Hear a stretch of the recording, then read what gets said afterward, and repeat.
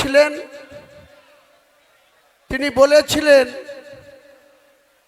যে আমার রেজিনগরে বাড়ি, আমি কেন বেলডাঙ্গায় মসজিদ বানাতে যাব।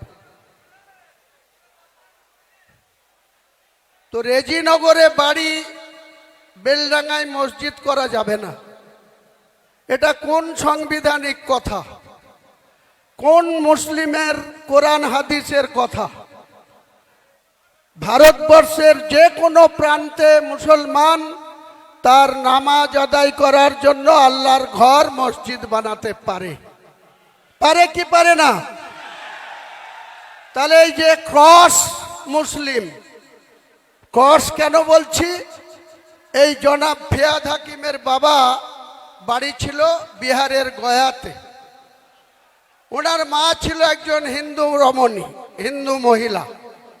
তিনি আর পৃথিবীতে নেই, মৌলানা আজাদ কলেজের অধ্যাপিকা ছিলেন। তাহলে মা হিন্দু, বাবা মুসলিম, ওই জন্য ক্রস বললাম। অর্ধেক মুসলমান, অর্ধেক হিন্দু। তিনি আমাকে সাসপেন্ড করার সময় এই মুর্শিদাবাদ জেলার একজন মন্ত্রী, যার কোনো কাজ নাই, কোনো ফাইল ইনিশিয়েট করতে পারেন না, তার দপ্তরের মাথায় বসে আছেন মাননীয় মুখ্যমন্ত্রী স্নেহধন্য অরূপ বিশ্বাস মহাশয়, পাওয়ার মিনিস্টার। তার এমওএস আছেন আকরুজ্জামান। আমি একবার আমার এক নিকট আত্মীয়, এক বোন, মালদার ইংলিশ বাজারে বিয়ে হয়েছে।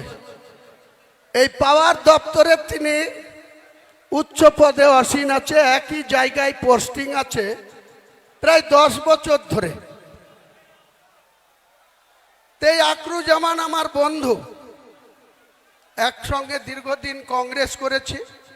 ওর বাবা হাবিবুর রহমান জঙ্গিপুরের দীর্ঘদিন 4 বারের কংগ্রেস দলের এমএলএ ছিল। ও পেশায় অ্যাডভোকেট। ও প্রণব মুখার্জি প্রায়ত রাষ্ট্রপতি বা কংগ্রেস নেতা, ভারতবর্ষের বিভিন্ন পদে ছিলেন। সেই প্রণব বাবুর খুব স্নেহধন্য ছিল। আমরাও একসময় প্রণব বাবুর খুব স্নেহধন্য ছিলাম। আমার বাড়ি থেকে বীরভূমের কিন্নাহারের প্রণব মুখার্জির বাড়ি মিরিটি গ্রাম, ঠিক 32 কিলোমিটার। প্রণববাবু যখনই কিন্নাহারে দুর্গা পুজোতে নিজের বাড়িতে আসতেন, সে রাষ্ট্রপতি থাকাকালীন বলুন, আর ফাইন্যান্স মিনিস্টার থাকাকালীন বলুন, ফরেন মিনিস্টার থাকাকালীন বলুন, ডিফেন্স মিনিস্টার থাকাকালীন বলুন, যোজনা কমিশনের ভাইস চেয়ারম্যান থাকাকালীন বলুন, প্রণববাবু কিন্তু বাড়িতে দুর্গা পুজোতে আসলেই আমাদেরকে খুব স্নেহ করে পুজোতে ইনভাইট করতেন। আমিও ঠিক টাইম বের করে, প্রণববাবু বলেছেন তাই মিরেটির বাড়িতে চলে যেতাম। এত আন্তরিকতা ওনার ছিল। পুজোর ব্যস্ততা, নিজেই পুজোর মন্ত্র পড়ছেন, তার মধ্যে চারিদিকে চোখ রেখে আমাদেরকে বলতেন, হুমায়ুন না খেয়ে যাবি না, গৃহস্থের অকল্যাণ হবে। এই ছিল প্রণব মুখার্জি। আমার 43 বছরের রাজনৈতিক জীবনে আমার বাড়িতে 1996 সালে বাংলার বিখ্যাত মুখ্যমন্ত্রী, যিনার সেই সময় জরুরি অবস্থা পালন করেছিলেন ইন্দিরা গান্ধীর নির্দেশে। 1974 সালে ভারতের প্রধানমন্ত্রী ছিলেন ইন্দিরা গান্ধী, বাংলার মুখ্যমন্ত্রী ছিলেন সিদ্ধার্থ শঙ্কর রায়। তিনিও আমার বাড়িতে এসছেন। 1996 সালে বহরমপুর লোকসভায় কন্টেস্ট করতে এসে তিনি এবং তিনার স্ত্রী, তিনি প্রখ্যাত আইনজীবী ছিলেন, ব্যারিস্টার ছিলেন সিদ্ধার্থ শঙ্কর রায়। 71 থেকে 77 বাংলার মুখ্যমন্ত্রী ছিলেন।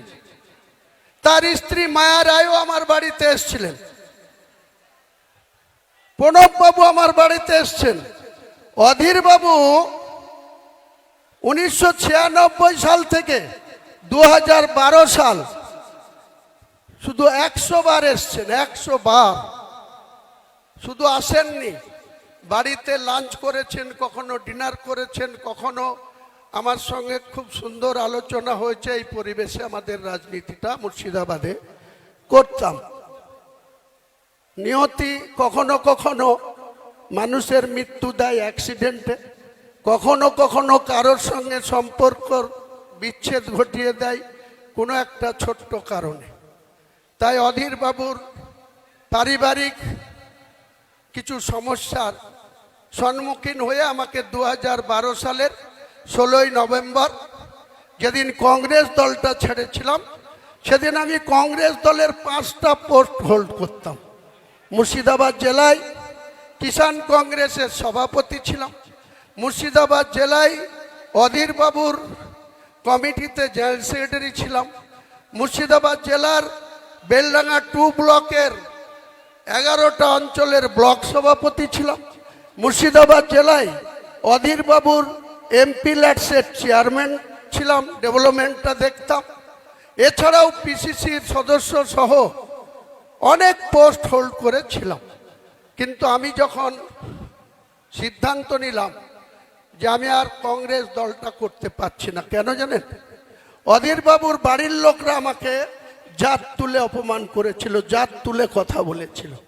আমি অধীর বাবুকে বলেছিলাম, আমি এ কথা শুনতে রাজি নই। আপনি কংগ্রেসের দলের সভাপতি, এমপি, আমি কংগ্রেসের নির্বাচিত এমএলএ, এতগুলা পোস্ট হোল্ড করে আছি। আমি নিঃস্বার্থে মানুষের জন্য রাজনীতি করি। আমার টাকার প্রয়োজন, সেটা ব্যবসা করে রোজগার করি। কারোর সঙ্গে মিথ্যাচার করে কোনো পয়সা কোনো দিন রোজগার করিনি। ছোট থেকেই ব্যবসা করেছি, পড়াশোনা চালাতে চালাতে ব্যবসা করেছি। আমি আমার বাবার 5 সন্তান, আমাদের 3টে বোন, 5টা ভাই, আমি ছোট।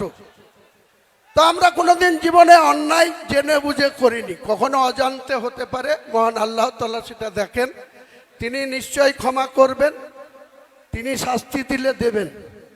কিন্তু আমরা যে দলটা 2012 সালের 16ই নভেম্বর ত্যাগ করে, তার আগে 12/11/2012 এই সোমবার ছিল, 12/11/2012 এই সোমবার ছিল। আজ যে সোমবার, সেদিন মাননীয় মুখ্যমন্ত্রী, আমি কংগ্রেস দলের 70 রেজিনগরের বিধায়ক ছিলাম। আমার টার্মস নিশ্চয়ই 5 বছরের জন্য আমাকে মানুষ ভোট দিয়েছিল।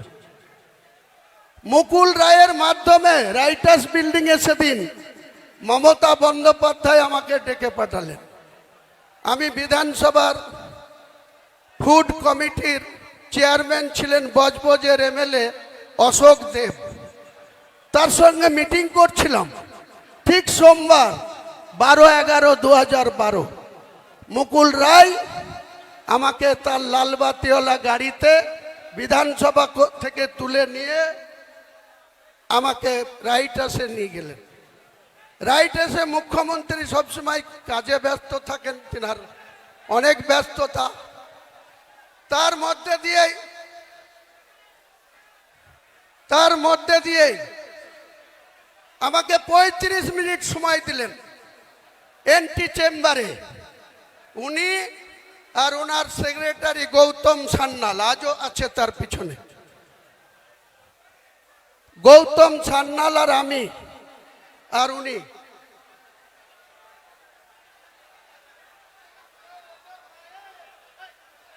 এমন মারবো না।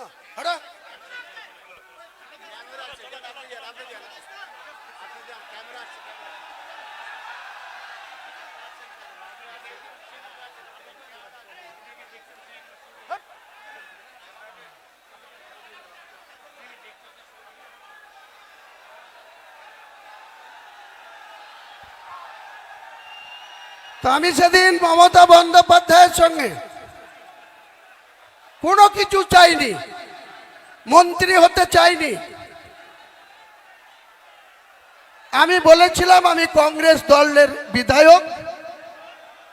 উনি 2011 সালে উনি কংগ্রেসের সঙ্গে জোট করেছিলেন। উনার দলের প্রার্থী জিতেছিল 182, কংগ্রেস 65টা সিটে লড়ে 42 জন।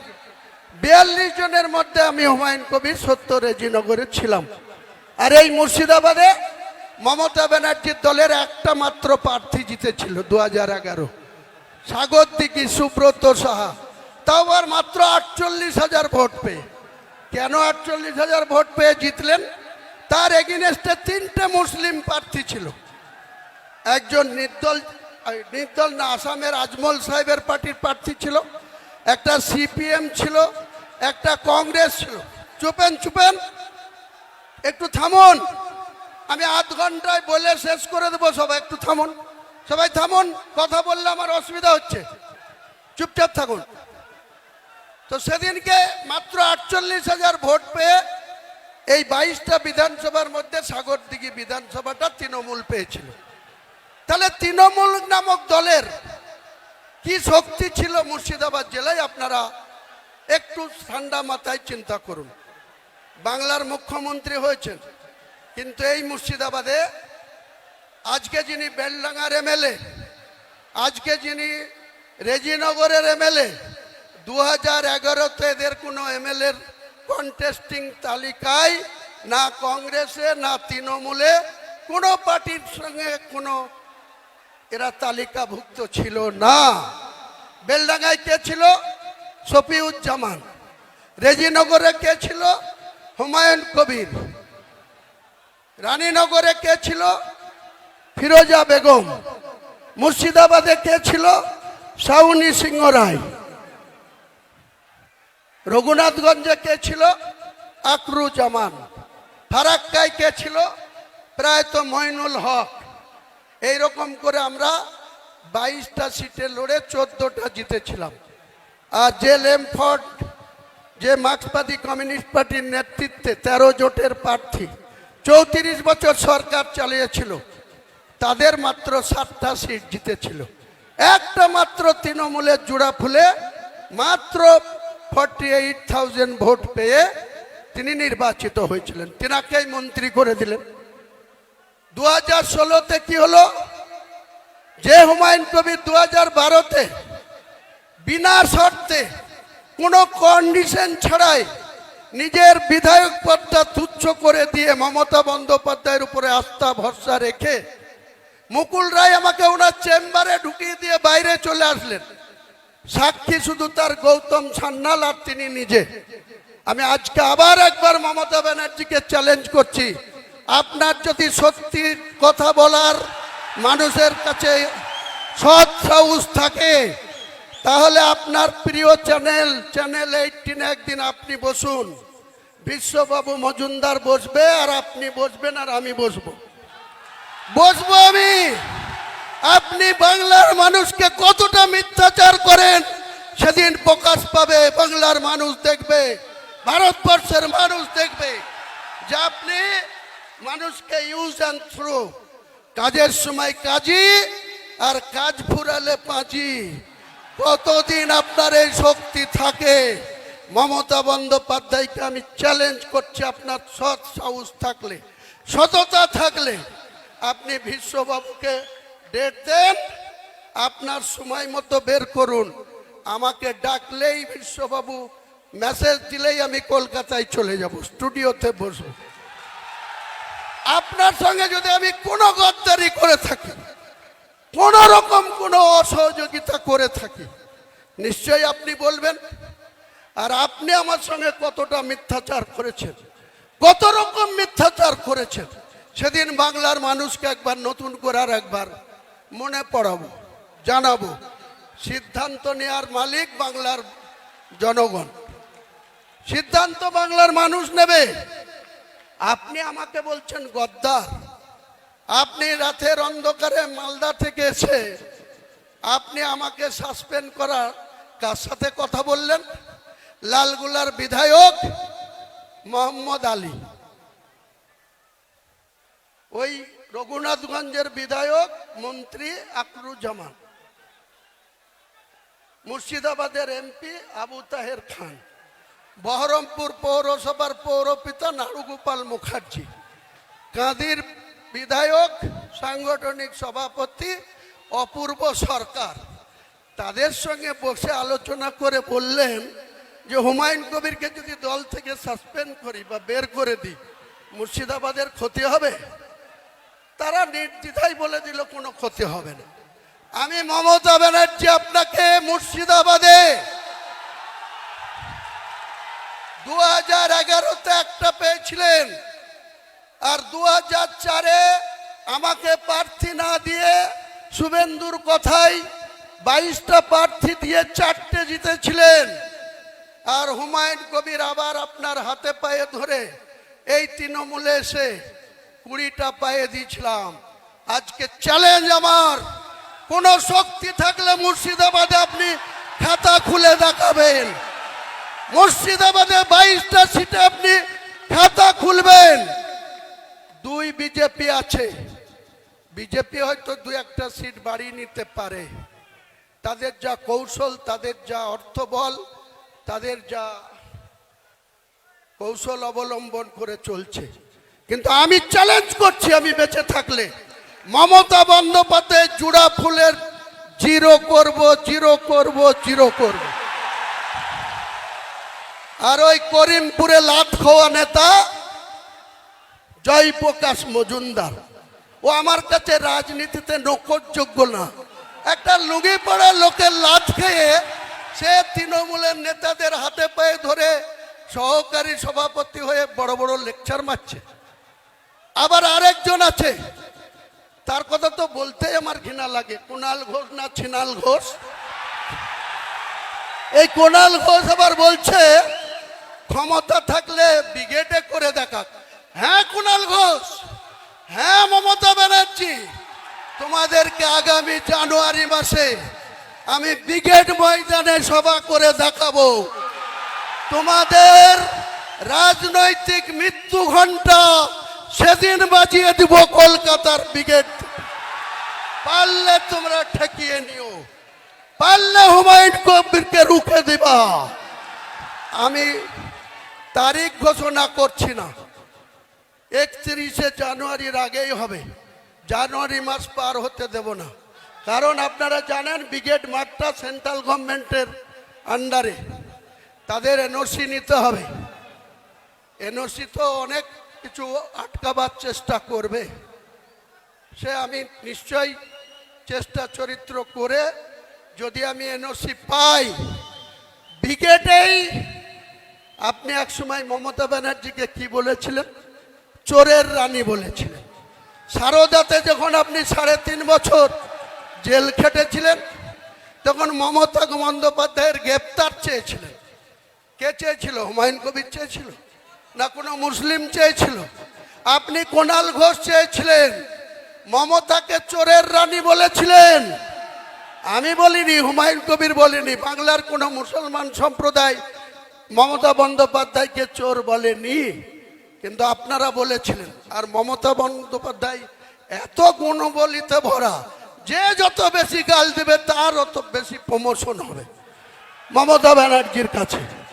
যে যত বেশি ওকে গাল দেবে, মমতা ব্যানার্জি, বুদ্ধবাবু আজকার পৃথিবীতে নেই। বুদ্ধবাবু আপনার মতো 11 বছর মুখ্যমন্ত্রী ছিল, আর জ্যোতিবাবুর মন্ত্রিসভায় দীর্ঘদিন পুলিশ মন্ত্রী, অন্যান্য সাংস্কৃতিক দপ্তরের মন্ত্রী ছিল। তার কি অবস্থা? তার একটা মাত্র মেয়ে, তার স্ত্রীর নাম মীরা ভট্টাচার্য। তিনারা কোন জায়গায় থাকতেন? বালিগঞ্জ একটা সরকারি ছোট্ট ফ্ল্যাটে, যেখানে কংগ্রেস নেতা প্রদীপ ভট্টাচার্যও থাকে, বুদ্ধবাবুও থাকতেন। আজকে আপনি বলেন সততার প্রতীক।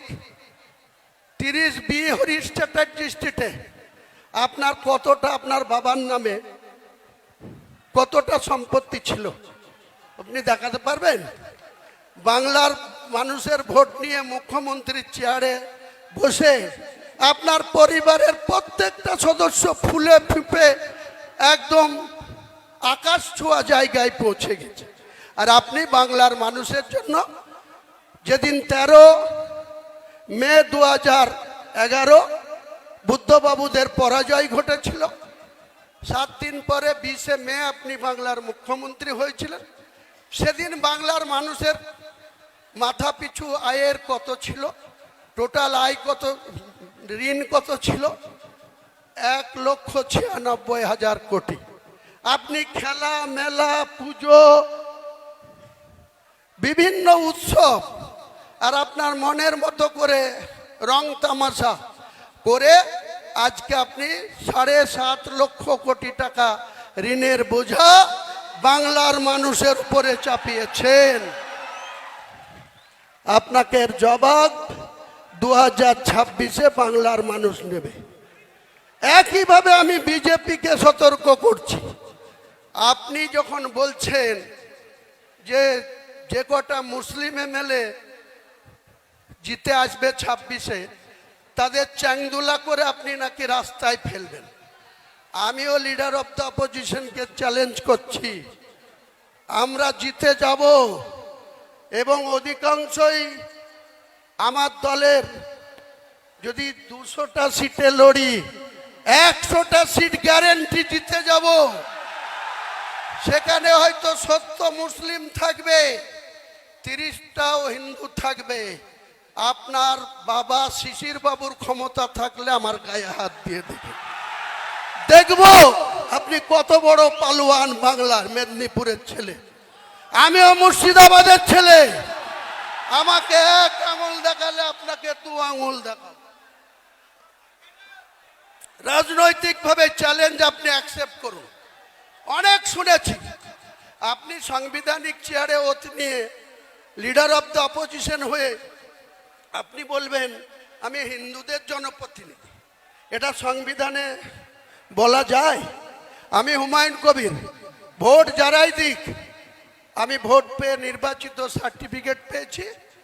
মুর্শিদাবাদ সহ বাংলার 11.5 কোটি মানুষের 294 জন এমএলএ, তারা 11.5 কোটি মানুষের জনপ্রতিনিধি। আমি হয়তো বেশি আমার 69 ভরতপুরকে প্রায়োরিটি দিই, কিন্তু আমাদের কর্তব্য বাংলার আপামর সব ধরনের মানুষের জনপ্রতিনিধি হচ্ছে 294 জন, আর 42 জন হচ্ছে সাংসদ, আর রাজ্যসভার সাংসদও আছে এই রাজ্যে থেকে 13 না 14টা। তাহলে আপনারা শুধু মানুষের সঙ্গে মিথ্যাচার করবেন। মুসলমানদেরকে আমাদের একজন বলছিলেন, আমাদের মেদিনীপুরের পশ্চিমের যিনি সভাপতি, যে মুসলমানদেরকে আপনি বলছেন দুধেল গায়। কি দিয়েছেন মুসলমানদের আপনি? কিছু মুসলমান আছে 1 মাস ব্যাপী রোজা রাখার পর আমাদের খুশির ঈদের জন্য গোটা বাংলা না গোটা ভারতবর্ষে জমা মসজিদ থেকে শুরু করে ভারতবর্ষের মুসলিমরা পুরুষ মানুষরা ঈদের ময়দানে নামাজ পড়তে যায়। সেখানে কোথাও মহিলাদের এন্ট্রি নেই। 10 বছরের নিচে বাচ্চারা যায় খুশির ঈদে, কিন্তু প্রাপ্তবয়স্ক কোনো মহিলা ঈদের ময়দানে যাওয়া নিষেধ আছে। কিছু মুনাফেক বাক্কা মুসলমানকে হাত করে আপনি ঈদের ময়দানে গিয়ে আপনি বড় বড় হিজাব পরে ভাষণ দেবেন, আর মুসলিমদের উন্নয়ন হয়ে গেল? কটা মুসলিমকে চাকরি দিয়েছেন আপনি? 6টা দপ্তরের মন্ত্রী আছেন, 3-6-18টা প্রতি বছর আপনি চাকরি দিতে পারেন। কটা মুসলমানকে দিয়েছেন? আপনি যে স্পিকার করে রেখেছেন বিমান বন্দ্যোপাধ্যায়, বারুইপুর থেকে নির্বাচিত, সেও 6টা করে প্রতি বছর চাকরি দিতে পারে। কটা মুসলমানকে দিয়েছেন? শুধু মুখে মুসলমানদের ভালোবাসা। মুসলমান অত বোকা নেই, মুসলমান আজ আর মূর্খ নেই, মুসলমান অনেক শক্তিশালী জায়গায় পৌঁছেছে। একটা কথা আছে না কবিগুরুর, তোমাকে বধিবে যে গোকুলে বাড়িছে সে। মুসলমানরা তোমাকে জবাব দেবে। ওয়েট করেন মুখ্যমন্ত্রী, আর আপনার পালোয়ান ভাইপুকেও বলুন যত খুশি আইপ্যাকের লোককে পাঠান, আর যে 3 মাস বাকি আছে লুটে নেন, যা পারবেন লুটে নেন। 3 মাস পরে আর আপনাদের আইপ্যাকের ডাকে কেউ যাবে না, যাওয়া বন্ধ করে দেবো। মুর্শিদাবাদে এখন থেকেই বন্ধ হয়ে যাবে, আর রাজ্যেও বন্ধ করে দেব।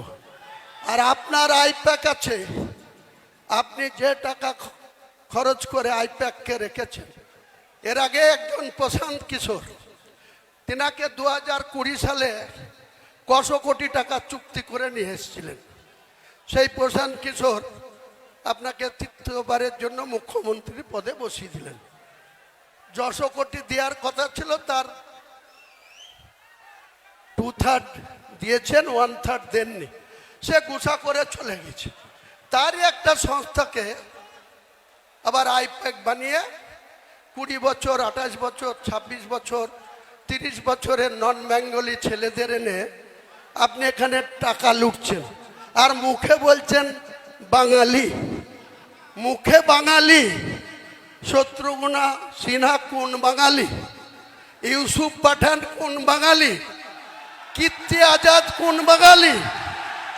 লজ্জা করে না আপনার মানুষকে ভাওতা দিতে, মিথ্যাচার করতে? আপনি হুমায়ুন কবিরকে বলছেন গদ্দার।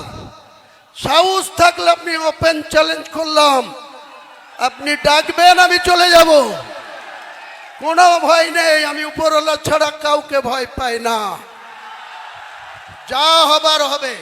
আপনার সৎ সাহস থাকলে আপনি চ্যানেল 18-এ বিশ্ববাবুর চ্যানেলে বসবেন, আপনার ঠিক উল্টো চেয়ারে বসে আপনার প্রশ্ন উত্তরের জবাব আমি দেব, আর আপনি আমার প্রশ্নের জবাব দেবেন। এটাই আমার চ্যালেঞ্জ। আর আজ এই ডায়াস থেকে বেশি কথা বলবো না।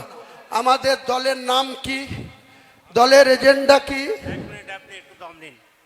আমি আজকের আপনাদের সামনে ঘোষণা করছি, আমার সুন্দরবন এডুকেশনাল ট্রাস্ট, সেই ট্রাস্ট 35 কোটি তার অ্যাসেট। আজকের আমি এই সভায় আমাদের চেয়ারম্যান হিসেবে আমি হুমায়ুন ভাইয়ের নাম ঘোষণা করে গেলাম। তিনি যেটা করবেন সেইটাই হবে। তার নেতৃত্বে আমরা আছি, থাকবো। এখানে এই মসজিদ বাবা কালিদাস এখানে এসে উদ্বোধন করে যাবেন, ইনশাআল্লাহ সে ব্যবস্থা আমরাও করব। আমরা হুমায়ুন ভাইয়ের পাশে আছি। যদি একটা মাথা নয়, যদি আর একটা মাথা দরকার হয়, তাহলে শাহজাহান মল্লিকের মাথাটা আমি আজকে সমর্পণ করে গেলাম, ইনশাআল্লাহ। এই বলে বক্তব্য। শাহজাহান সাহেবকে আমার লাখো লাখো শুকরিয়া, সালাম, আদাব জানাই। এত বড় একটা সিদ্ধান্ত জনমানুষের সামনে ঘোষণা করার জন্য আবার আমি আপনাকে সালাম জানাই। তো আমি মমতা বন্দ্যোপাধ্যায়কে ব্যক্তিগতভাবে একজন বাংলার নেত্রী হিসাবে, ত্যাগী মহিলা হিসাবে, অনেক ছোট থেকেই যখন কংগ্রেস করতাম, উনি যখন প্রদেশের সভানেত্রী ছিলেন যুবর, তখন আমরা এই জেলায় প্রায়ত মান্নান হোসেন জেলা সভাপতি, আমরা ব্লক সভাপতি জেলা কমিটিতে। 1997 সালে তৃণমূলের জন্মের আগে উনি একটা ডিএম অফিসে তালা দেওয়ার কর্মসূচি করেছিলেন। প্রত্যেকটা ডিএম অফিসে তালা ঝুলাতে হবে। তা আমি সেই তালা ঝুলানোর নেতৃত্ব দিতে গিয়েছিলাম। ধ্রুব চ্যাটার্জি বলে একজন টাউন ওসি ছিল, অনেক লম্বা চওড়া ফিগার। তো আমরা তালা অন্যভাবে পকেটে নিয়ে এবং ফাইল নিয়ে ডিএম অফিসে কাজ আছে বলে ঢুকে আমরা ডিএমকে ভেতরে ছিল, তালা লাগিয়ে দেওয়ার নায়ক হুমায়ুন কবির ছিল। তারপরে বহরমপুর থানা আমাদেরকে অ্যারেস্ট করে নিয়ে গিয়েছিল। আমাদের এমন নেতা মান্নান সাহেব জেলা সভাপতি, আমাদের 47 জনকে যখন অ্যারেস্ট করে পিজন ভ্যানে তুলল, মান্নান সাহেব অমনি ওপারে খাগড়া স্টেশনের বাড়িতে চলে গেল। আমরা সারা দিন না খেয়ে, বেলা 11টায় অ্যারেস্ট হলাম, সারাদিন না খেয়ে বহরমপুর লকআপে। আমার প্রায়ত নেতা, আমার রাজনৈতিক গুরু মির্জাপুরের নুরুল ইসলাম চৌধুরী আর তৎকালীন বহরমপুরের এমএলএ মায়ারানী পাল, তারা রাত্রি 10টার সময় গিয়ে আমাদের জামিন করে নিয়ে আসলো। তা আপনি সেই দলের নেতৃত্ব, আপনি সে তখন কি করতেন এত ইতিহাস আমার জানা আছে। আমার মনেও আল্লাহ অনেক রেখে দিয়েছে, আমার মেমোরি অনেক সাপ আছে, ডেট তারিখ সময় সাল সব আমি বলতে পারি ঘন্টার পর ঘন্টা। আপনি বেশি আমাকে উল্টো পাল্টা কথা বলবেন না, তাহলে আপনার পরিবারের আয়ের কি উৎস, কিভাবে আপনি এত পরিবারের আয়ের উৎস পেয়েছেন? এমনিতেই তো কাঠগড়ায় আছেন, পরিবারের সদস্যরা প্যানিকে ঘুমায় রাত্রেবেলায়, সুস্থভাবে আমাদের মতো কৃষকদের মতো সাধারণ মানুষের মতো ঘুমাতে পারে না। 200 জন পুলিশ লাগে আপনার ভাইপোকে রাত্রি বাস করতে।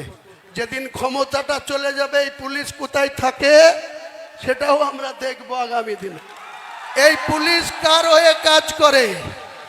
আর মুর্শিদাবাদের পুলিশ প্রশাসনকে আমি আজকে আমাদের সাপোর্ট দেওয়ার জন্য ধন্যবাদ জানাবো। কারণ বিগত 6 তারিখে এই জেলার পুলিশ, রাজ্যের পুলিশ অনেক অসহযোগিতা করেছে। কালকে ছোট্ট একটা ঘটনা ঘটেছে। হুগলির একজন ব্যক্তি আতাহার সাহেব, তার বয়স 66 বছর, তিনি আমার দলের কমিটিতেও আছে। তিনি আজ সকাল সকাল বাড়ি থেকে বেরিয়ে এখানে আসার কথা ছিল। রাত্রি 10টার সময় জনাব ফিয়াদ হাকিমের কিছু গুন্ডা গিয়ে তার বাড়িতে তার মিসেসকে, তার স্ত্রীকে, তার ছেলেকে অনেক ধমকি দিয়ে এসছে।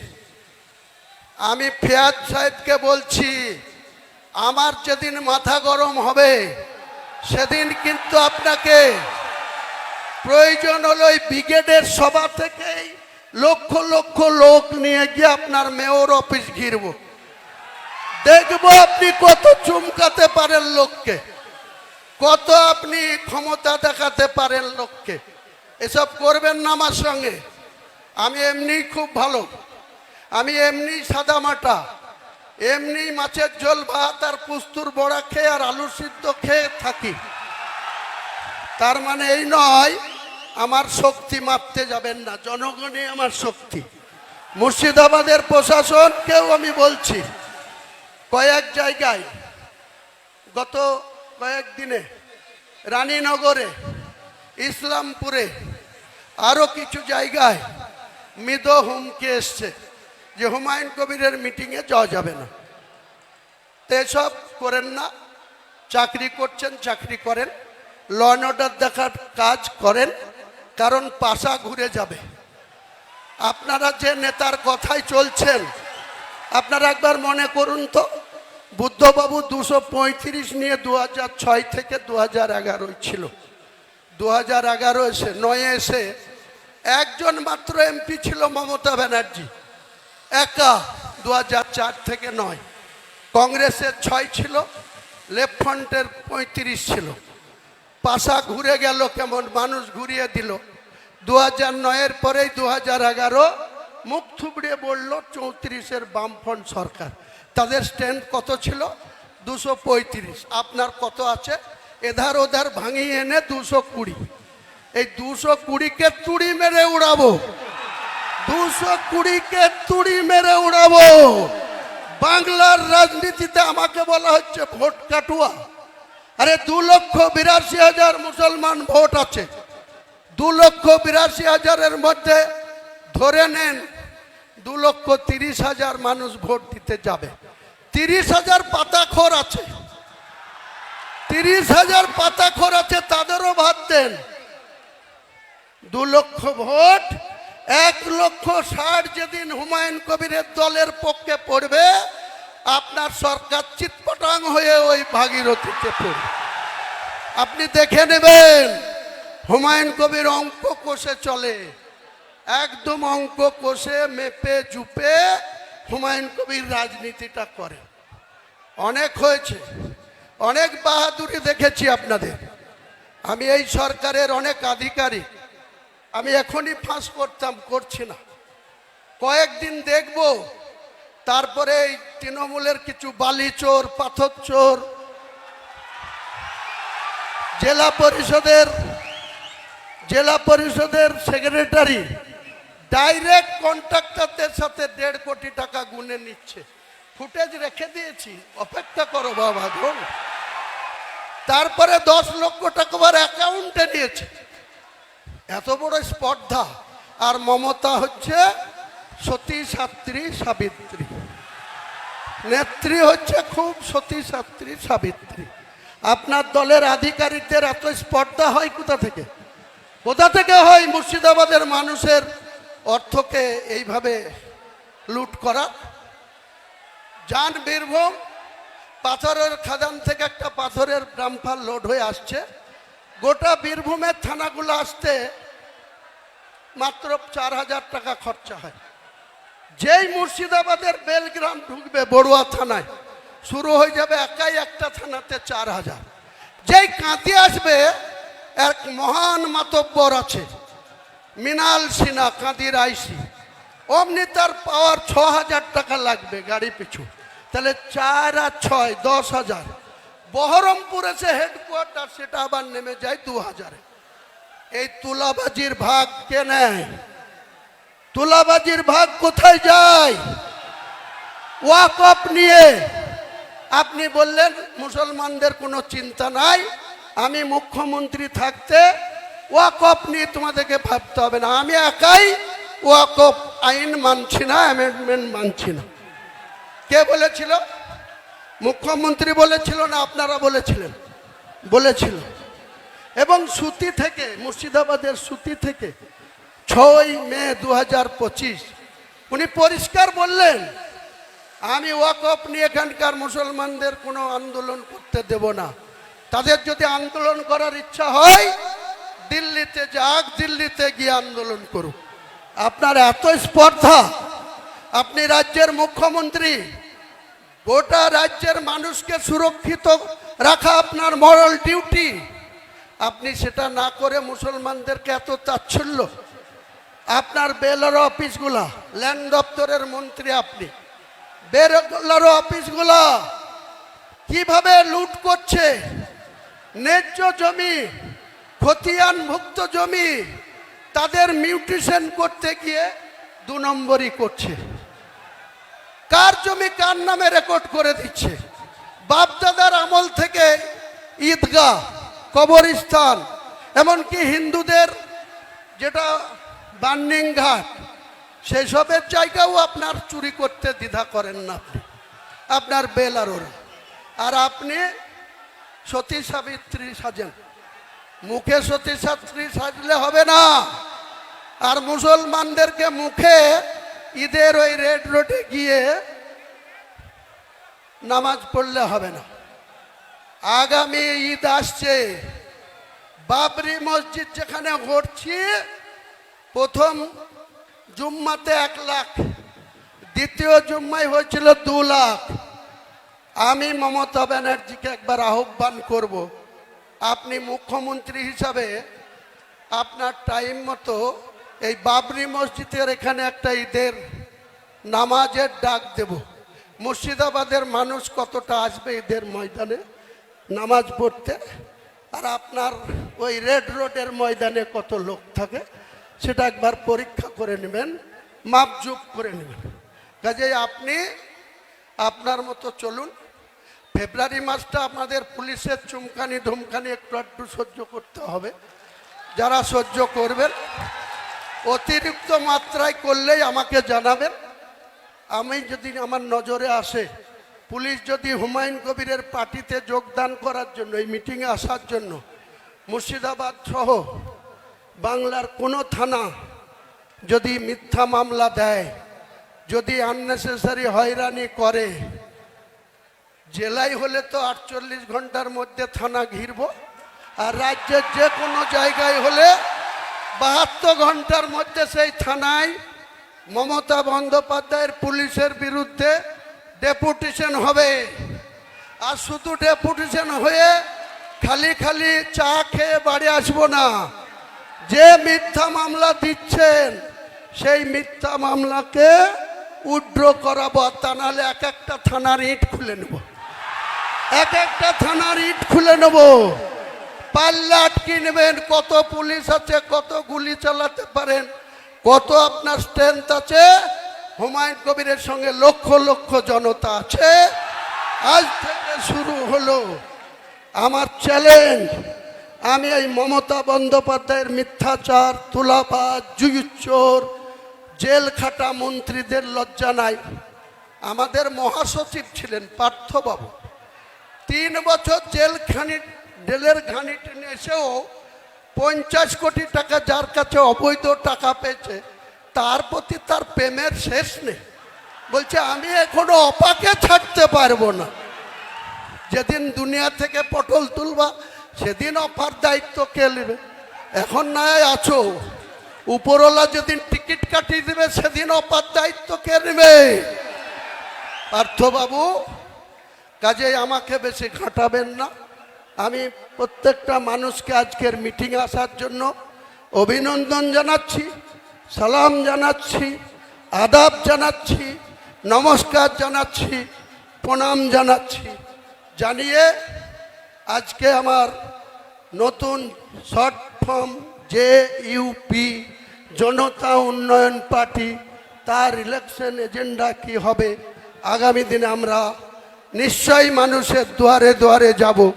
এবং আমি বাংলার যতটা আসনে লড়ব সমস্ত আসনে এক দিন 2-3টে করে সভা করব। আমার ফার্স্ট, এরপরে সেকেন্ড সভা হবে 4 জানুয়ারি ডোমকল জনকল্যাণ ময়দান। 4 জানুয়ারি ডোমকল জনকল্যাণ ময়দান। 5 জানুয়ারি হরিয়ারপাড়ার কোনো একটা ময়দানে। যাকে পাশে বসিয়ে আপনি আমাকে সাসপেন্ড করেছেন, আগামী দিনে তারা কাউন্টিংয়ের জন্য বুঝতে পারবে আদা কেমন ঝাল। আদার ঝাল যে ভেতরে ভেতরে হয় সেটা কিন্তু হুমায়ুন কবিরের এই ঝাল আপনার দলের যারা মনোনীত প্রার্থী হবেন কাউন্টিংয়ের দিনে তারা সেই ঝালের স্বাদটা ভালোভাবে পাবে। কোনো চিন্তা নাই, আমি ডন কেয়ার, আমার হারানোর কিছু নাই। আমি হুমায়ুন কবির রেজিনগরেও 30,000-এর বেশি ভোটে জিতব আপনার প্রতীকের প্রার্থীকে হারিয়ে, আর বেলডাঙ্গাতেও একই পরিমাণে জিতব। দেখে নেবেন পত্রকাররা, ইলেকট্রনিক্স মিডিয়ার বন্ধুরা, আজকের ঘোষণা রেকর্ডিং রাখবেন। নির্বাচনের কাউন্টিংয়ের দিন মুর্শিদাবাদের কি ঐতিহাসিক রেজাল্ট, মুর্শিদাবাদের মানুষ আমাদের দোয়া করবে, সমর্থন করবে। আপনারা সেদিনকার জন্য একটু অপেক্ষা করুন। সবাইকে আমার ভালোবাসা রইল, সালাম রইল, সুস্থভাবে সবাই বাড়ি যাবেন। বন্দে মাতরম, বন্দে মাতরম, বন্দে মাতরম। হুমায়ুন কবির জিন্দাবাদ, হুমায়ুন কবির জিন্দাবাদ, হুমায়ুন কবির জিন্দাবাদ। বন্দে মাতরম, বন্দে মাতরম। বন্ধুগণ, দীর্ঘদিন ধরে চলছে, আপনারা আইন শৃঙ্খলা মেনে সুষ্ঠুভাবে আপনারা বাড়ি ফিরে যাবেন।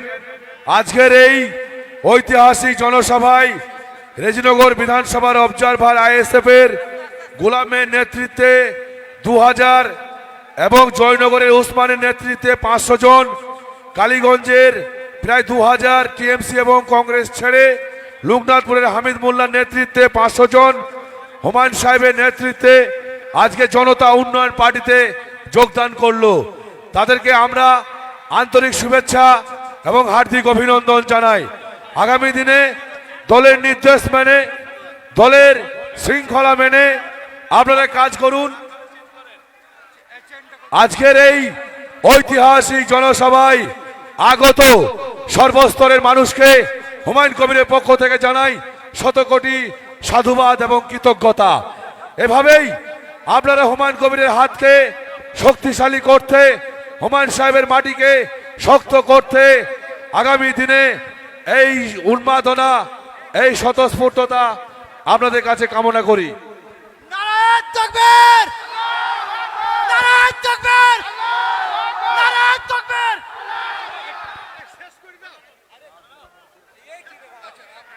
আজকের এই জনসভা এখানেই সমাপ্ত ঘোষণা করা হলো। আপনারা সুশৃঙ্খলভাবে শান্তিপূর্ণভাবে বাড়ি চলে যান।